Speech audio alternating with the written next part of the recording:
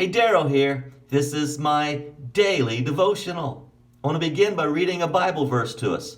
Numbers chapter 22, verse 32. I have come here to oppose you because your path is a reckless one before me. How often does the Lord put roadblocks before us? Because the path that we're on is a reckless one. And He wants to discourage us or turn us away from the wicked way that we're going.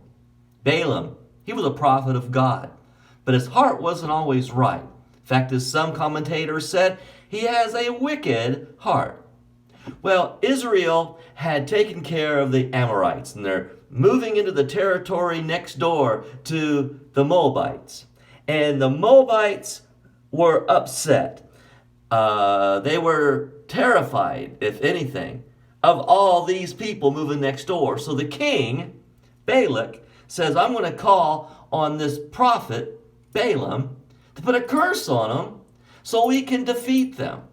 And so he calls him and he says, I'm going to give you a bunch of money for your work. And well, let me read here at Numbers 22, verse 7. The elders of Moab and Midian left, taking with them the fee for divination. They were going to pay for the curse. When they came to Balaam, they told him what Balak had said. And Balaam said, spend the night here, and I'll bring you back the answer the Lord gives me. So the Moabite princes stayed.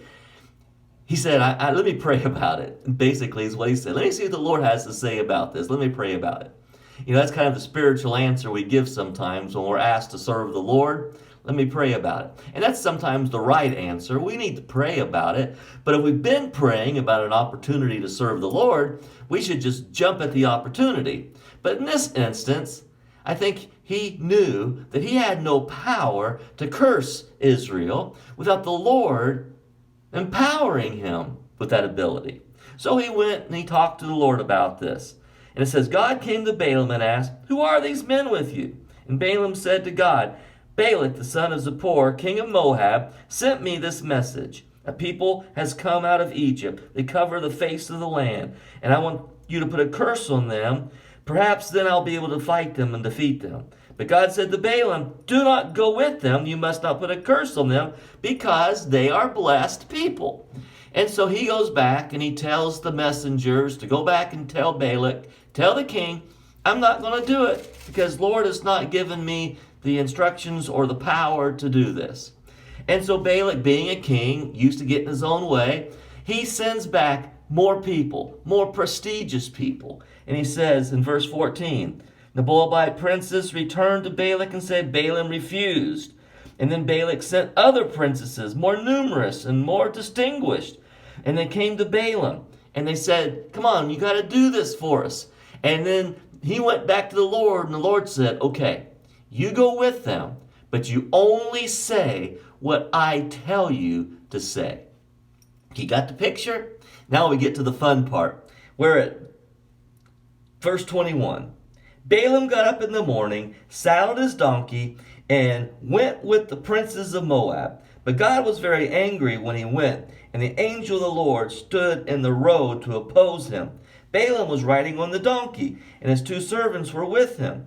When the donkey saw the angel of the Lord standing in the road with the sword drawn in his hand, he turned off the road into a field, and Balaam beat him to get her back on the road. Then the angel of the Lord stood in a narrow path between two vineyards with the walls on both sides. Then the donkey saw the angel of the Lord and pressed close to the wall, crushing Balaam's foot against it. So he beat her again. Then the angel of the Lord moved on ahead and stood on a narrow piece where there was no room to turn either right or to the left. When the donkey saw the angel of the Lord, she lay down under Balaam. He was angry, and he beat her with his staff. Then the Lord opened donkey's mouth, and she said to Balaam, what have I done to you to make you beat me these 3 times? Balaam answered the donkey, you have made a fool of me. If I had a sword in my hand, I'd kill you.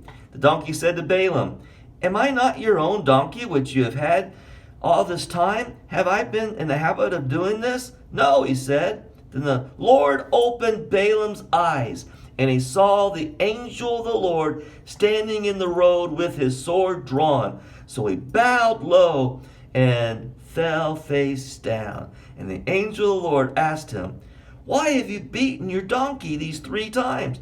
I have come here to oppose you because your path is a reckless one."